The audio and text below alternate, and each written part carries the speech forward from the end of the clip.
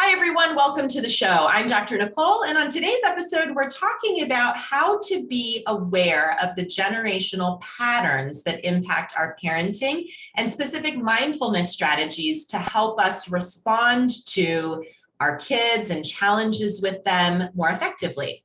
You know, we all bring our own experience as children and our own history of interactions and relationships with parents and other adults into the relationships we have with our own children. And this happens whether we realize it or not.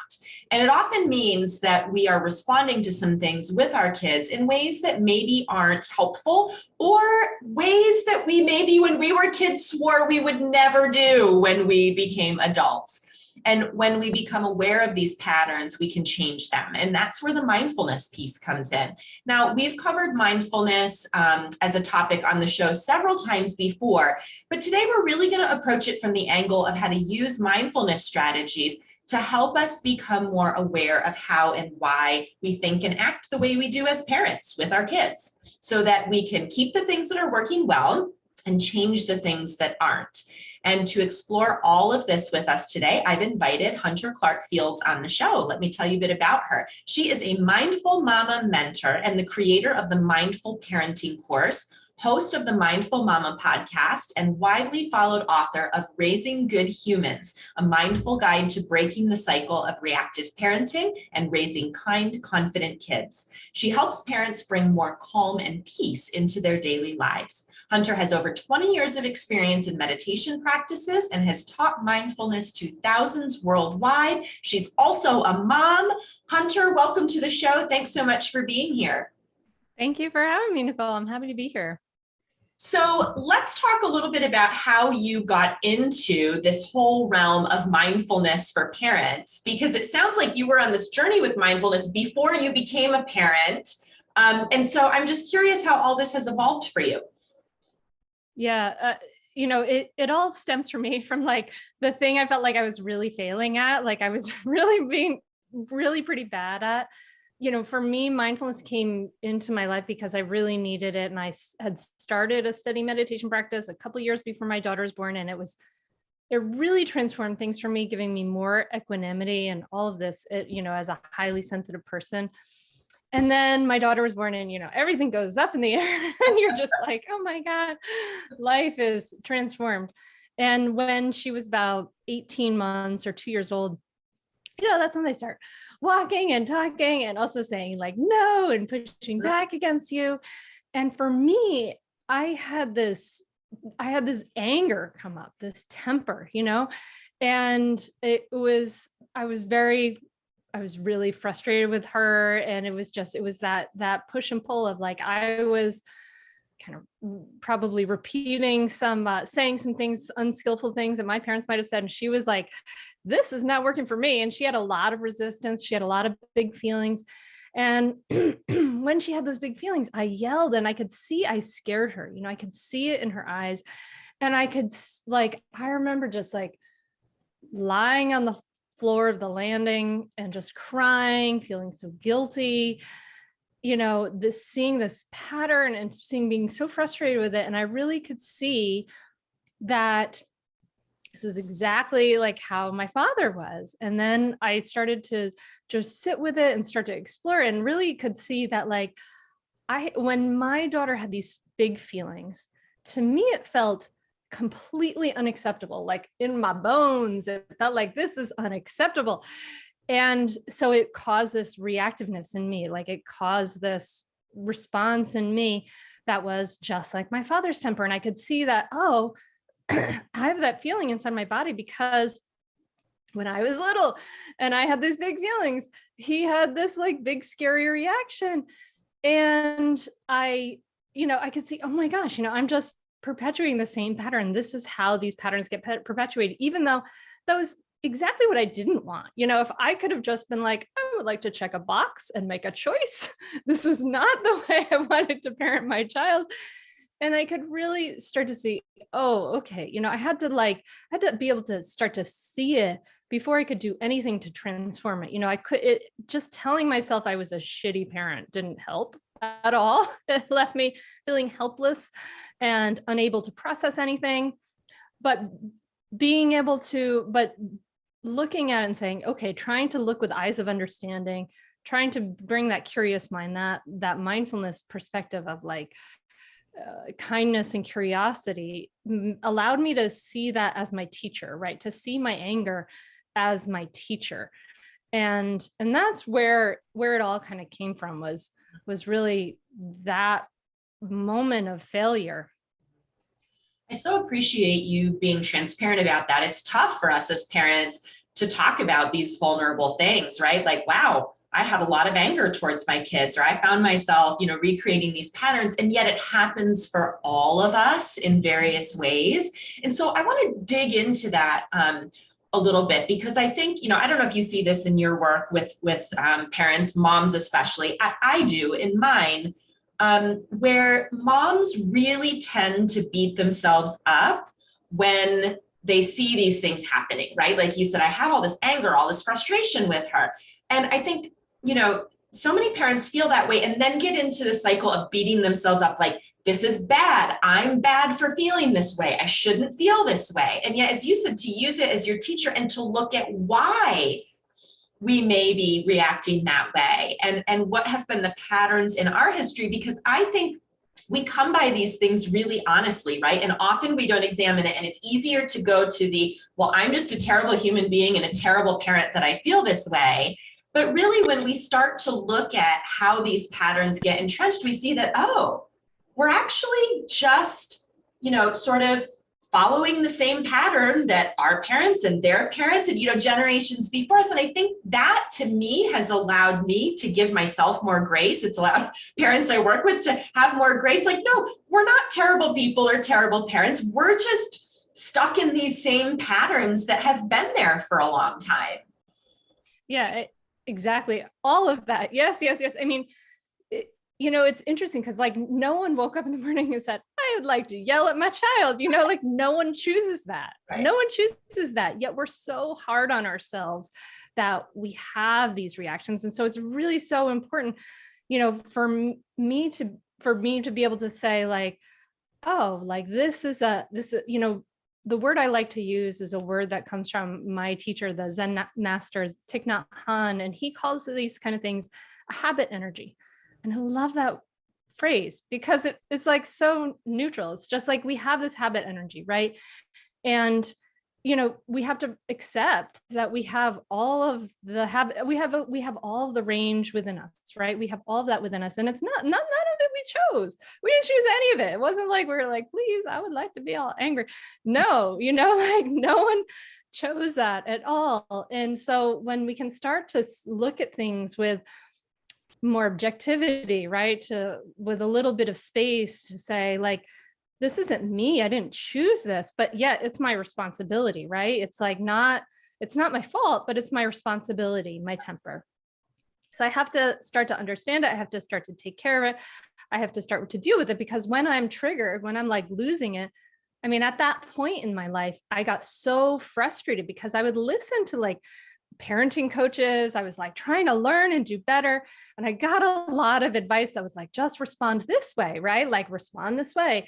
And I couldn't implement any of that when I was getting frustrated and losing it. And the truth is like, no one can, because your nervous system is hijacking your brain, right? So you're bypassing the prefrontal cortex, higher order thinking area of your brain. You're literally bypassing that so you can be reactive. And so that the work of, that we do in mindful parenting of like calming the heart, the mind, studying the heart, the mind, and the nervous system, it has to come first, because otherwise you can't even access any of that. But, to speak about those generational patterns, it's so interesting because I remember with my father, he came down to visit when my daughter was little, and I was doing this work and had started to work with this. I remember he was like sitting on the futon where I had them ensconced. And, he said to me, it was really interesting. He said to me, well, when I was little, my father, he beat me with a strap, a belt, right? And when you were little, I spanked you. And now you're not doing any of that. And I was like, that's so fascinating. It was so good to have this kind of conversation with him. And I was like, well, that's also like not good enough for me to just not hit my kids. Like I wanted to do better than that, you know? So it was really interesting to kind of see and to think about the suffering that has been passed on. You know, we in every, all, I mean, every family, there's some suffering that has been passed on. And just like, it's not, I wouldn't say that it's like my fault. I wouldn't like blame myself for my temper. And I don't blame my father either. And I Right. don't blame his father or his mother. You know, it's like, you know, these are the causes and conditions, and blaming and shaming doesn't work. It isn't helpful. It's like nice to be able to understand where things come from, and that can give us a lot of insight.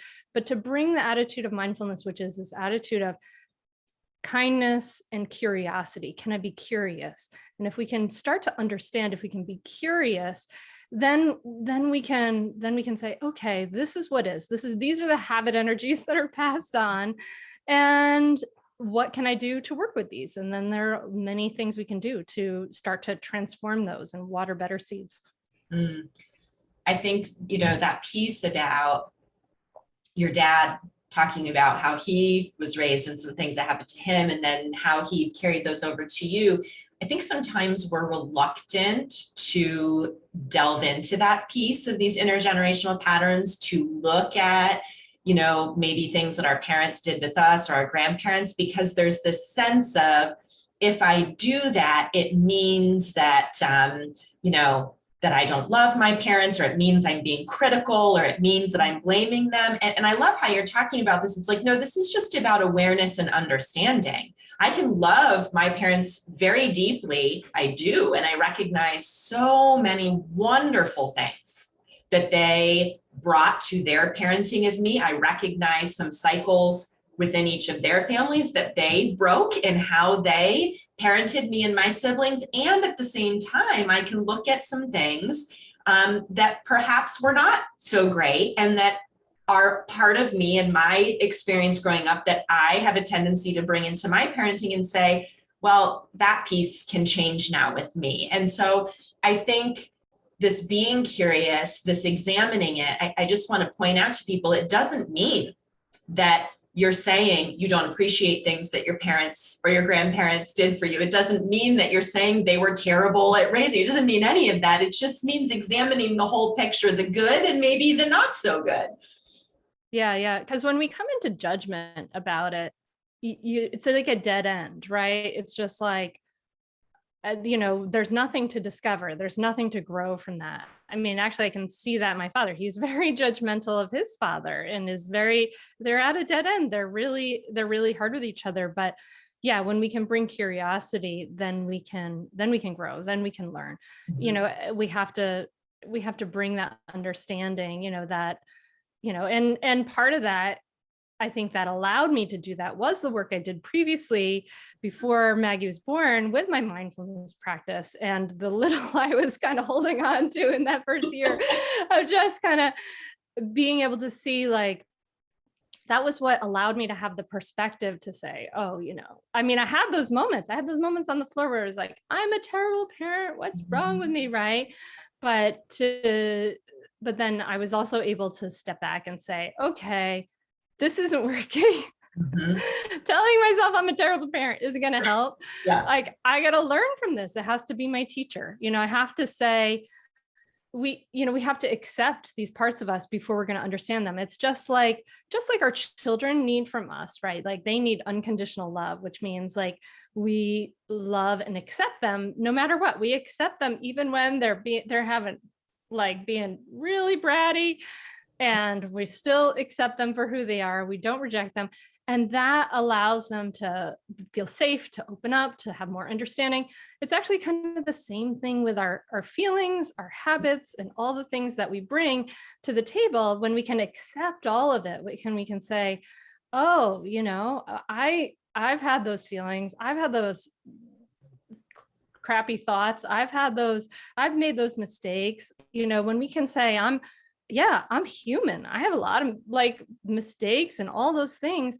when we can allow ourselves to be human, then we can grow. That's like they even show that in the research on self-compassion. It's so fascinating, that when you have more self-compassion, you're able to like begin anew and start again, because you're not facing like a terrible voice in your head when you inevitably make a mistake and be human. Mm-hmm. Yeah, that self-compassion piece, I'm glad you used that term, because that's exactly what that's about, and so important for us to be thinking about. And I've heard you say in some of your work that that the most important relationship in parenting is the relationship that we have with ourselves. And I think that's really what you're getting at here, right? We can't be a partner and have this strong, positive bond and relationship with our kids in the way that we want to have it if we've got a really crappy relationship with ourselves. Absolutely. Yeah. And it's fascinating, even the attachment research shows that, right? Like we want our kids to have a secure attachment. So we may do all these things, right? But it really has nothing to do with how you sleep with your child or whether you carry them or not, even though those things, like, whatever, do you be you, do what feels good, but don't do it because you want to, like a strong attachment really comes from you being able to, because it's a relationship, right? Like attachment comes from being, sensitive caregiving is what Mary Ainsworth called that, right? Like Mary Ainsworth, this researcher on attachment. Yeah. And sensitive, attuned caregiving means like, I'm tuning into you as my child, but to be able to tune into another, we have to be able to tune into ourselves. There's no getting around that. Like we want to just be like, no, I don't want to look at me, but I want to just focus on my child. I can hate myself, but I can love my child. Sorry, not true. It's not going to happen. The research really shows that to give someone a strong attachment, we have to be able to be present with ourselves. We have to be able to feel our feelings, feel our difficult feelings, be kind to ourselves, be attuned to ourselves. And that, because then when we get into that relationship with our child, we are not this big ball of mess trying to, attune with you. We are then maybe like a calmer, like a steady, we've steadied our heart, our minds, and our nervous system. That's really the key to being, because we have to live what we want our kids to learn. We have to be the model. They're watching us, right? So for them to attune to us, they want to be able to attune to someone who provides that steadiness, that ease, right? A certain measure, doesn't have to be perfect, but a certain measure of, I accept myself for who I am, and I'm taking care of me just as much as I'm taking care of you. And when we don't do that, because a lot of moms say, well, no, it is all about my kids, right? I don't have time to look at my own stuff. I don't have time to, have compassion for myself, to develop a better relationship with myself. But you're exactly right. Where that gets us in trouble is there's no possible way then to be the way that we want to be with our kids if we're not willing to pay attention to that. And what I see happen so often with the best intentioned parents, they don't realize that they're doing it.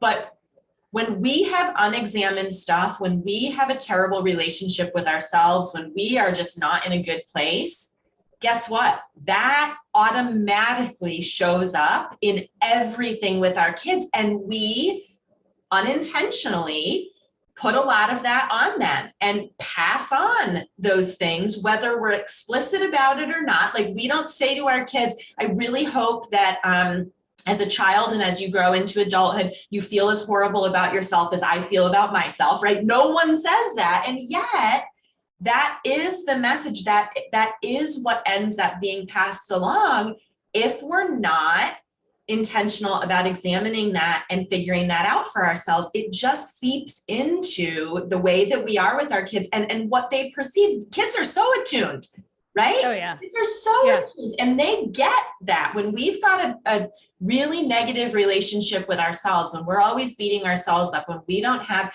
compassion, when we're not tuned into our own stuff, that has an impact on them, whether or not we mean for that to happen. Oh, definitely. And there's a lovely, like a little phrase that helps us to remember this. Well, you don't transform, you transmit. I love that. Yeah. Yeah.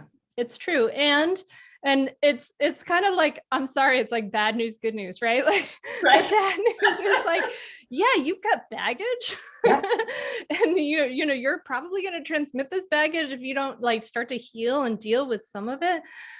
But that's also an opportunity. And I just want to like, because that can feel like, oh crap, like that's a lot of bad news, but it's also an opportunity because it's kind of like, it's nice about it. It's a 2-for-1 deal. If you can practice to steady your heart, your mind, and your nervous system, if you can practice to start to understand and transform your triggers, right, then you're giving your child like a slightly smaller backpack of baggage for them to pass on. You're not, and we can't do it perfectly. We can't, but the best we can do is good enough. And then as we come into this realization, like, oh, as we come into this place of, I accept myself and my humanity, right? I give myself grace.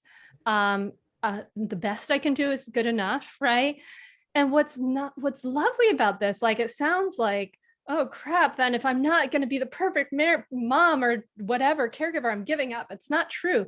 As we start to accept these things, then we relax a little, right? Yeah. We start to have more ease in our being. We start to be able to, and as we relax, as we have more ease, we start to have the space and the capacity to be curious about, hey, who are you? What's going on with you, right? Rather than, I have to make you into this perfect being. Like as we allow space for ourselves, we allow space for our child to grow into who they're going to grow into. And with that acceptance, right? With our acceptance of ourselves and it really is about being in our bodies, being with the sensations we have, being with the feelings. The feelings are messengers, and starting to make choices to bring the space into our lives to be able to do this work, to be able to process. Like, there's so many terrible things about the pandemic. There's so many things I have issue with. We're so isolated, all those things. But one of the things that can be positive is if it has, and it may not have done this for you if you have small kids in your house, but if it's brought in a little more space to be able to not fill that with screen time, right, and phone time, but a little more space to be able to do some of that processing, that being with ourselves, that healing work. Mm-hmm. I think that definitely has been an opportunity for all of us, and maybe an opportunity that we have done more with at certain times over the last 2 years than others, but to recognize that the opportunity is there, right? And I think this piece about acceptance is such a big intergenerational pattern that I see. And I think it's particularly relevant, to all of you listening who have a child who maybe has some more significant challenges, whether those are diagnosed or not, whether they've got, specific issues. This piece about acceptance is tough for all of us when our kid has some extra needs or a specific diagnosis. And I think part of what's so hard is many of us were raised in families of our own growing up where acceptance perhaps wasn't the primary thing, where it was more about compliance. Hunter, you mentioned about like generational patterns of, things like spanking and physical sort of punishment types of things. And I think, those were really common when we were being raised, when our parents were being raised, when their parents were being raised, but also beyond that, patterns of things like, well, we just don't talk about those things, just put a smile on your face and act like everything's okay, not feeling like it's acceptable or that we're accepted for having big feelings about things. No, big feelings aren't okay. You stuff those down, you act like that's not bothering you. You put your, big girl pants on and you do what you need to do, right? Those are patterns that can get passed down. Patterns around appearances, right? Yeah. No, that's the most important thing. It's not about accepting who, each of us is as an individual. It's about making sure that other people, that we look acceptable to other people. So I think those are the types of patterns that, without realizing it, we bring those into our relationship with ourselves as adults, and then certainly into our parenting, which can make this piece of accepting big feelings or behaviors or things that happen with our kids. It can make it so tough for us. Like, we maybe don't even realize, like, why am I so upset or yelling about this? And then we pause and we step back and we go, oh, because I remember growing up, like, it was not okay to say or do something different than what everybody else was doing. And I learned how to really stuff that down. And now that's being triggered by the fact that my kid is having this opinion or having this emotion. And suddenly we realize that so much of what happens with us moment to moment with our kids now today is really impacted by experiences that we had, decades ago when we were their age. Yeah. Yeah. It's so true. I had a member of Mindful Parenting. She did, like, we have a work on disarming your triggers, and she did this work, and she realized, like, there's, like, my toddler is spilling juice.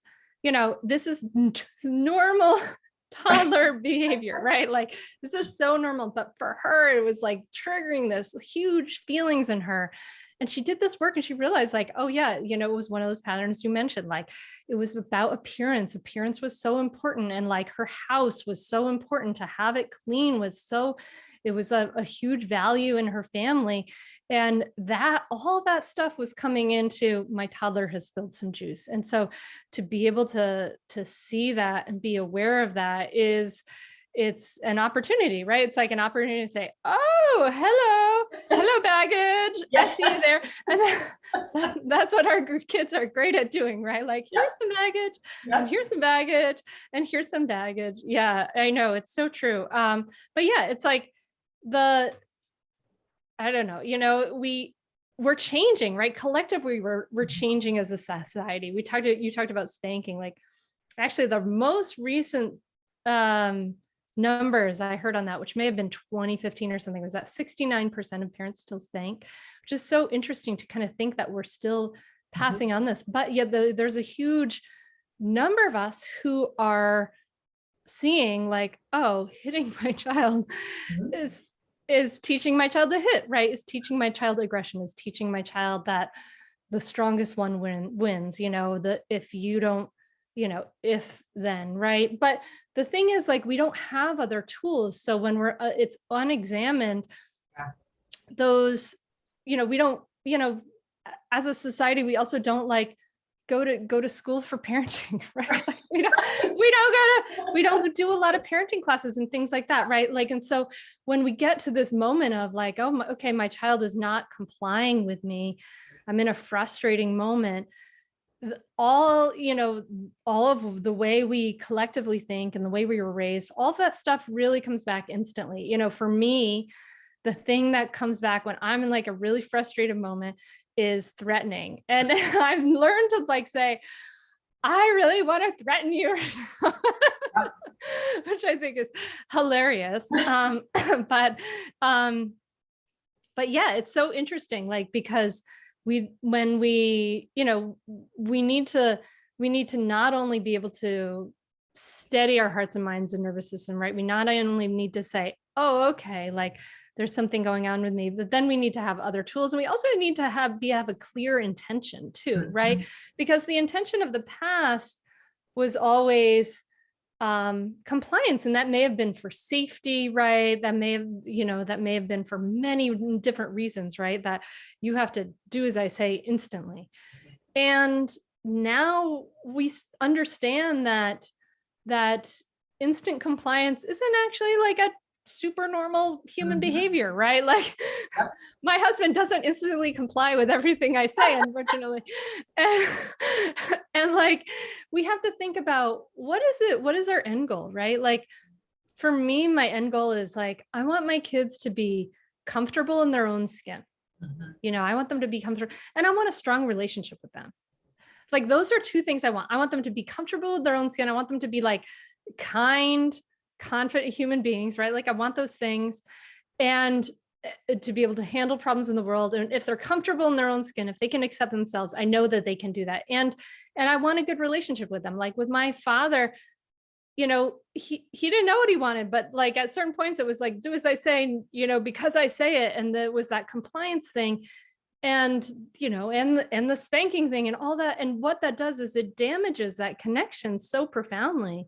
You know, I don't think we had a very positive relationship until I was in my 30s, because it was so damaged from when I lived in their home, you know, and so we have to think about, well, you know, a lot of people say I was spanked and I turned out okay, but like, well, are you really? And what was it? What did that do for your relationship with that parent? Yeah. You know, and so kind of thinking about that idea of like, what do we want? And then thinking about this, getting the skills to like get us there, right? Especially if we were raised with something a way we don't want to parent our kids.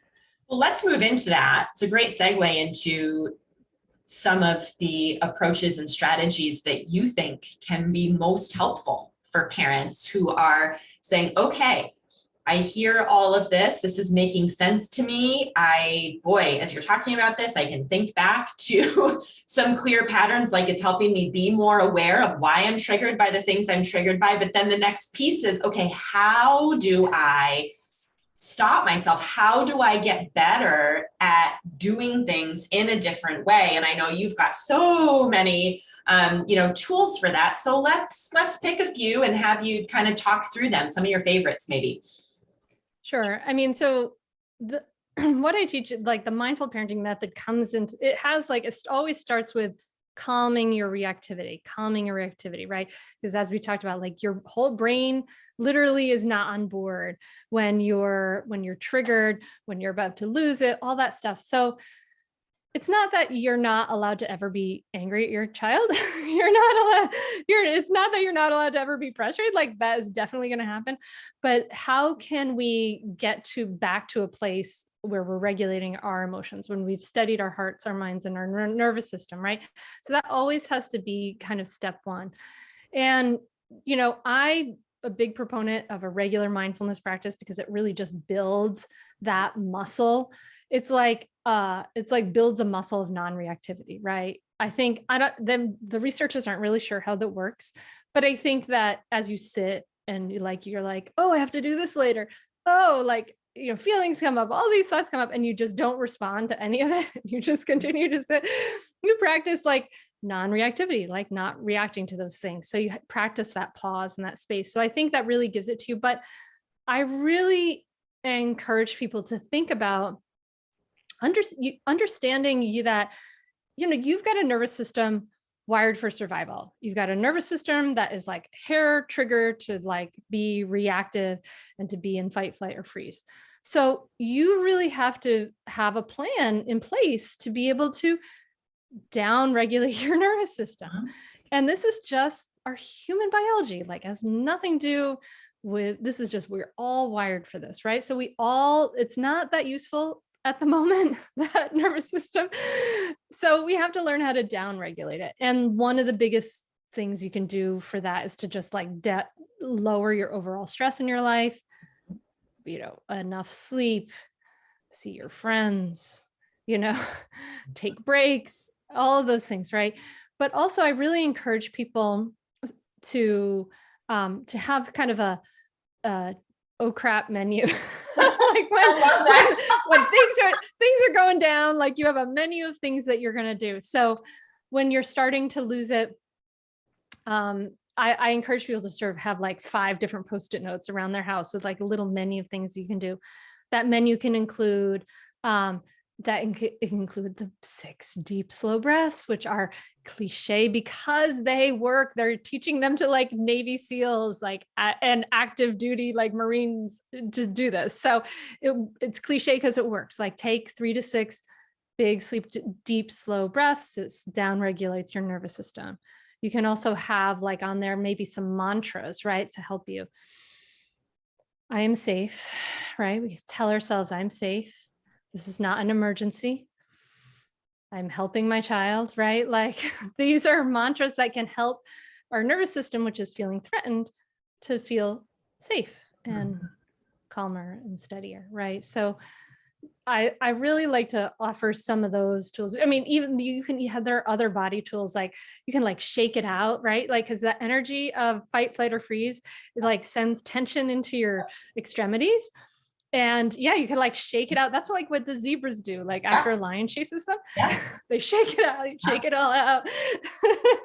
and then as we're starting to take care of our nervous system, then there's a whole host of tools for like communication, right? Because then our parenting is basically a moment to moment, it's about communication, it's about connection. So how can we communicate so that we're causing less of that like resistance and struggle with our kids? So I've just downloaded a lot on you. I'm just That oh crap menu is so great, because really, I mean, yeah, you're talking about several pieces here. The first piece in the big picture, the more proactive, longer term strategy, is us being having more mindful moments and practice in our life, right? So the sitting and being mindful, whether that's with an app or you just, however you do that, and the practicing of it when you're not in the heat of the moment, right? The reducing our overall stress, like those are the things that we say, okay, in the big picture of our life, these are the things we need to be doing. But then there are the moments where it's like, okay,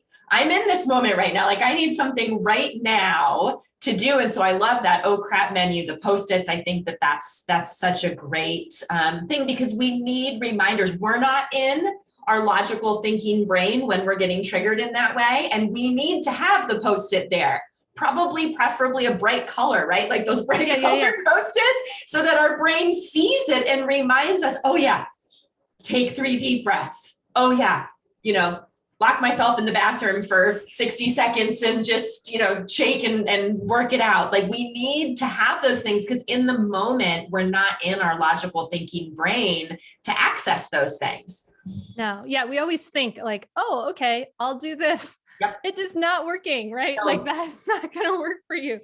We can, we have to practice those things. It's literally like a practice, and what you practice grows stronger, which is cool. But you can't just expect yourself to get in that moment and like make a rational and thoughtful choice, because like it's just like anything. Like you wouldn't send your kid into like the Little League World Series without them ever having gone to a practice, right? Like learning, getting a little muscle memory to like swing the bat, right? You'd never do that.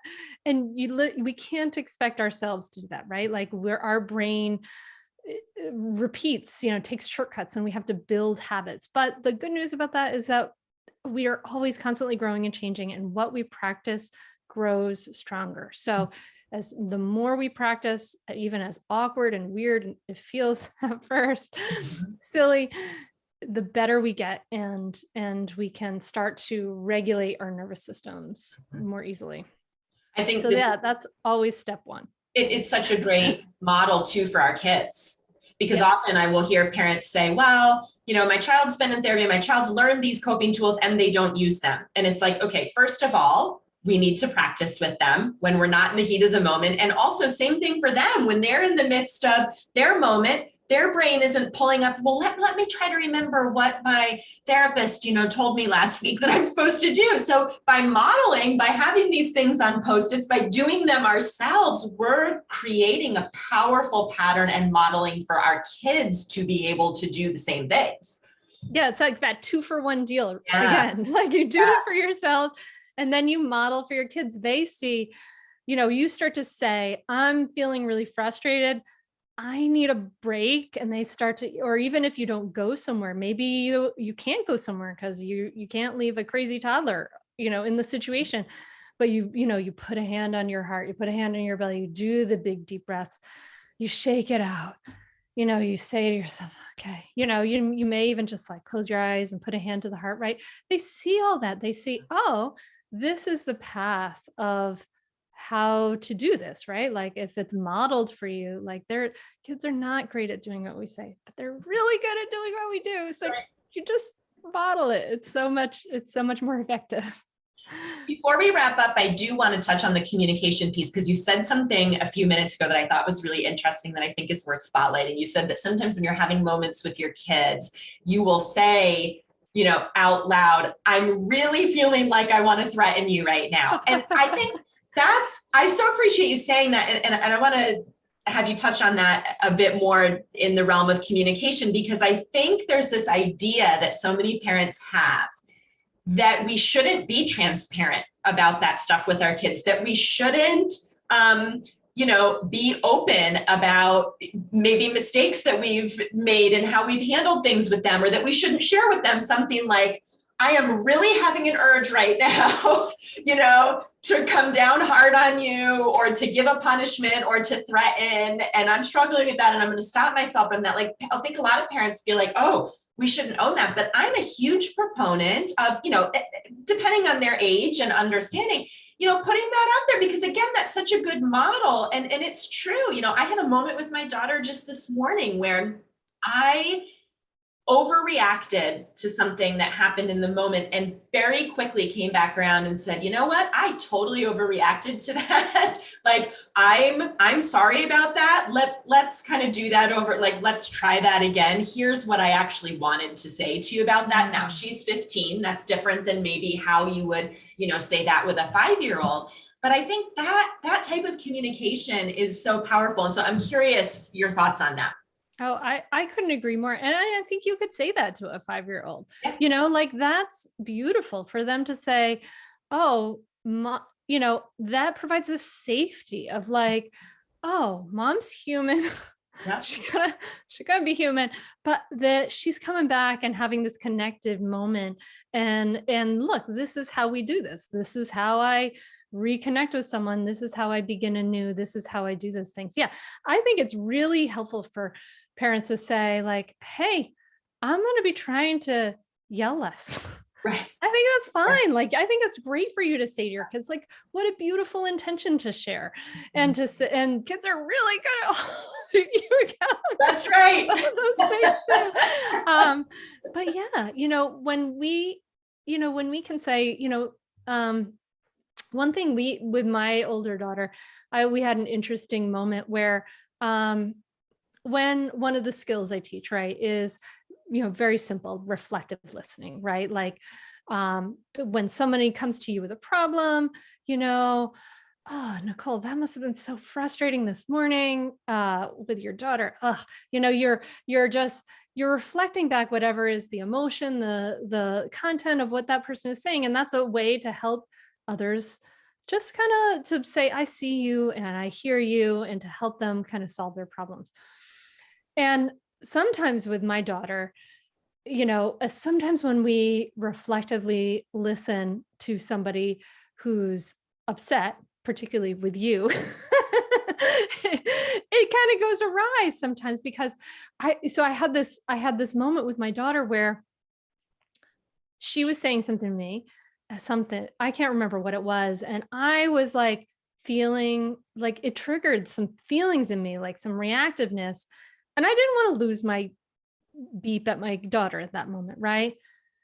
So I breathed, I practiced to kind of like reflect back, and she could feel like I was trying to hold down my temper, and she could feel in my words that like my emotions weren't necessarily matching my words. Like the kids they have an amazing BS meter, right? Like they know. But I was trying to do that from a place of love, because I don't feel like it's necessarily like a super great and safe thing to like lose it on my daughter. And I know my temper, right? Like that's like, I'm learning from my temper. But it was interesting, as with her as an older child, as a teenager, I was able to say to her, listen, when I respond to you that way, it feels like I'm not being real, but I'm trying to make, to down regulate my temper, because I don't want to lose it. I don't want to yell at you. She was able to receive that, right? To be able to say, oh yeah, like, okay, you're human. I get that. And, it was really interesting. We had a kind of a reversed situation another time where I was like upset with her and she was trying to like hold it in.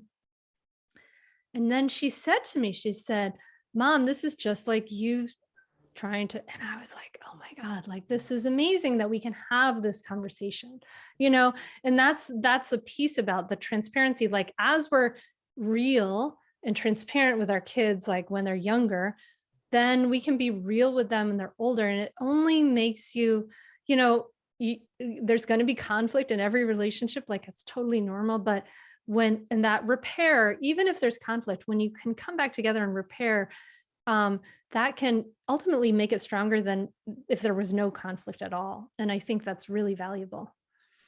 I love that. It can be even stronger than if there was no conflict at all. And what a beautiful note for us to end on, that this idea that we have that everything is supposed to be perfect. And if we're not doing it right, then it's something bad about us as a parent. And for, you to say that, no, actually there's going to be these breakdowns, there's going to be these issues. And it's in the working through that and being transparent and handling that in these more mindful ways that actually we create stronger bonds and stronger relationships with our kids, and help them develop the tools as they grow. It's beautiful. This is such an important way to think about parenting, to think about our relationships with ourselves, with our kids. I want to make sure that people know where they can find out more about your work, what you're doing. You have a ton of resources, so share where we can find you. Sure. You can find Raising Good Humans anywhere books are sold, audiobook, etc. It's in Bulgarian, which is crazy. I love the title too. It's just such a good title. And everything else is at mindfulmamamentor.com. There's the mindful parenting course and membership. I'm actually doing a teacher training for people who want to bring it into their communities, who, maybe they're like therapists or teachers and things like that. Do a teacher training program, and the Mindful Mama podcast can be listened to anywhere podcasts are listened to. Fantastic. We'll have all those links in the show notes. Hunter, thank you so much for the really important work that you're doing and for taking the time to share it with us today. Really appreciate it. Hey, thank you. Thank you so much. I really enjoyed this conversation. Felt lovely, and I've enjoyed spending the time with you. Awesome. And thanks as always to all of you for being here and for listening. We'll catch you back here next time.